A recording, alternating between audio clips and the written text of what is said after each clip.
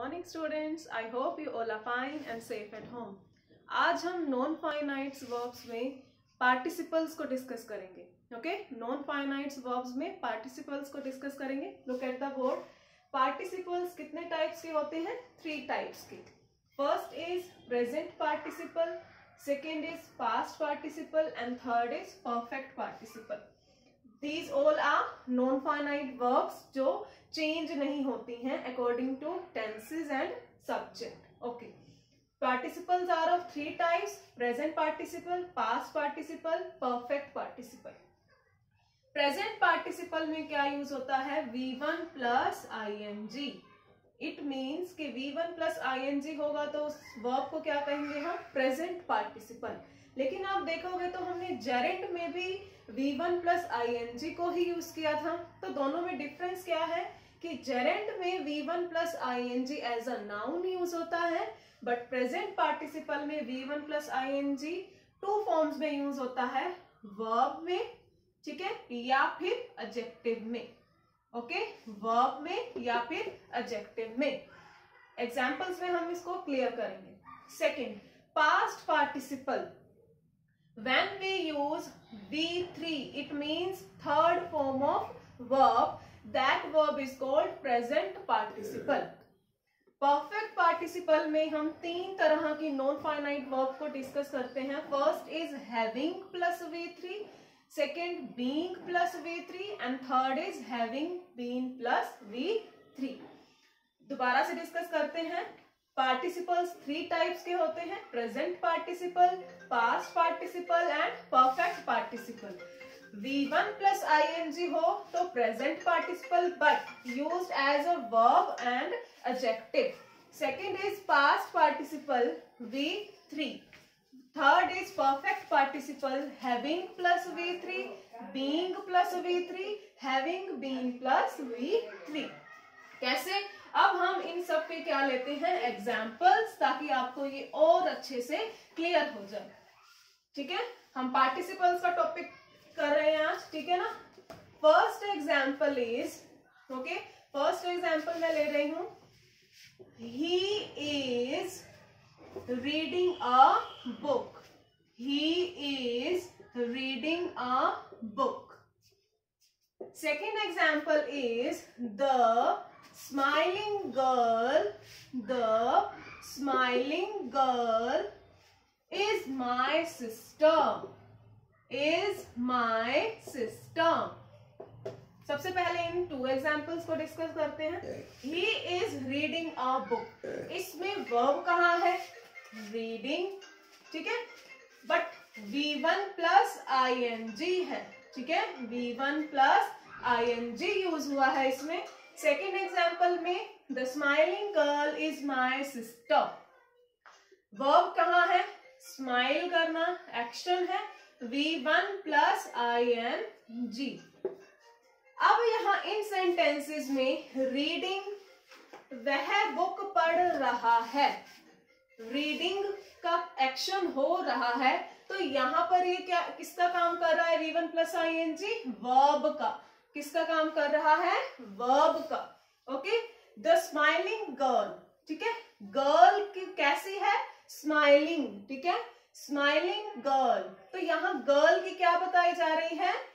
Quality बताई जा रही है ना, ठीक है. स्माइलिंग, यहाँ स्माइलिंग मतलब कि एक्शन नहीं डिनोट हो रहा है, यहाँ से गर्ल की क्वालिटी को पता चल रहा है, ठीक है. तो यहाँ V1 plus ing किसका काम कर रहा है? एडजेक्टिव का काम कर रहा है, ठीक है.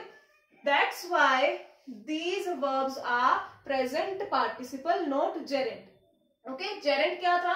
जब नाउन के रूप में V1 plus ing को यूज किया जाता है, लेकिन हम यहाँ किन 2 फॉर्म में यूज कर रहे हैं? वर्ब की फॉर्म में, एडजेक्टिव की फॉर्म में. That's why these V1 plus ing are present participle. Okay, clear हो गया ना ये टॉपिक? V1 plus ing जब वर्ब और एडजेक्टिव के रूप में यूज होता है तब उसे क्या बोला जाता है? Present participle. Okay, let us take third example. अब हम करेंगे पास्ट पार्टिसिपल का. The book is kept on the table. The book is kept on the table.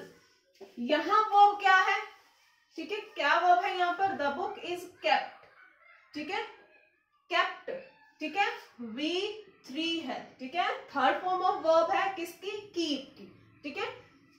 The book is kept on the table, जब हमने V3 को use किया, this is called past participle, okay, this is past participle, क्योंकि हमने discuss किया था ना कि वर्ब की थर्ड फॉर्म जहां यूज होगी वहां कौन सा पार्टिसिपल होगा, past participle, okay.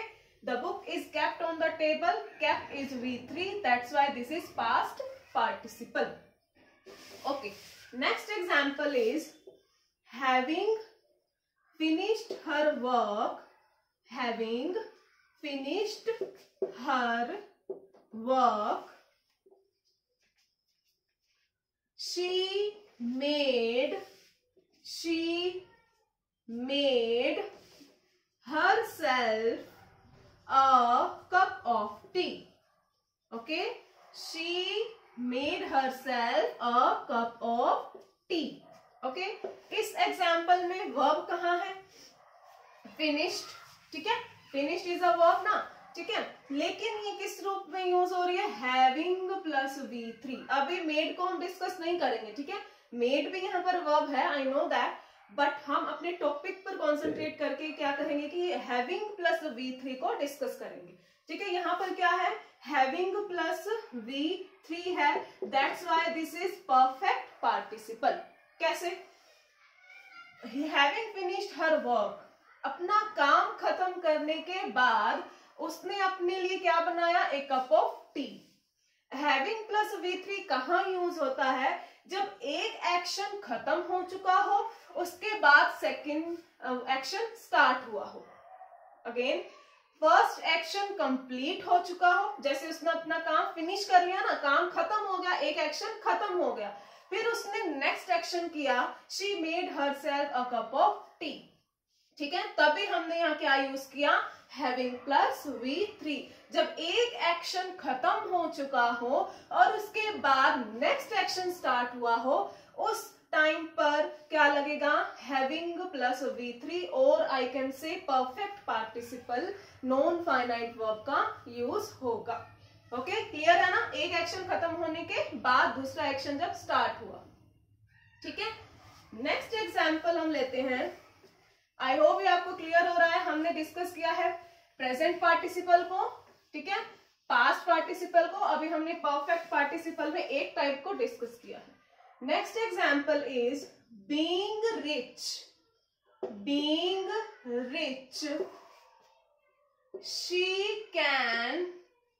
she can afford a luxurious life, luxurious life, ठीक है, being rich, she can afford a luxurious life। यहां वर्ब क्या यूज हो रही है, being rich, ठीक है। अब इस अफोर्ड को भूल जाइए, being rich, इस पर कॉन्सेंट्रेट करना है, ठीक है, being rich। यहां क्या हो रहा है कि रिच होने की वजह से क्या है कि she can afford a luxurious life, मतलब किसी एक कारण की वजह से क्या है कि वो एक अच्छा लाइफस्टाइल, लग्जूरियस लाइफस्टाइल अफोर्ड कर सकती है, ठीक है। तो बीइंग रिच, रिच होने की वजह से, ठीक है। अब हम नेक्स्ट एग्जांपल लेते हैं, ठीक है। Next example is having been cooked, having been cooked, the food looked delicious, looked delicious, okay. यहां क्या हो रहा है, having been V3, ओके, having been V3। खाना क्या है, बन चुका है, ठीक है, उसके बाद में डिलीशियस लग रहा है, ठीक है, इसके बाद में डिलीशियस लगा, सॉरी, ठीक है, लगा, ठीक है। तो काम क्या है, यहां पर भी खत्म हो चुका है। हैविंग जहां आ जाएगा ना, आप समझ जाना कि जहां काम खत्म हो चुका था उसके बाद, ठीक है, उसके बाद क्या है, food looked delicious. Okay, food looked delicious. और यहां हमने क्या पढ़ा कि किसी कारण की वजह से, बीइंग रिच, ठीक है, कोई रीजन होगा, उसके बाद उसका इफेक्ट होगा। क्या इफेक्ट है कि वो एक अच्छा लाइफस्टाइल, एक अच्छी लाइफ अफोर्ड कर सकती है क्योंकि वो रिच है, ठीक है। अगर रिच नहीं होती तो हो सकता है वो लग्जूरियस लाइफस्टाइल को अफोर्ड नहीं कर सकती। तो एक रीजन है, उसके कारण क्या है, एक लग्जूरियस लाइफ को क्या कर सकती है, अफोर्ड कर सकती है। तो ये जो दोनों पार्टिसिपल्स हैं वो क्या है, रीजन, मतलब कि कुछ होने की वजह से, ठीक है, फिर आगे उसका इफेक्ट होगा, ठीक है। यहाँ वही एक्शन हो चुका होगा, मतलब कि खत्म हो चुका है खाना बनना, उसके बाद डिलीशियस लगा, ठीक है, क्लियर हुआ।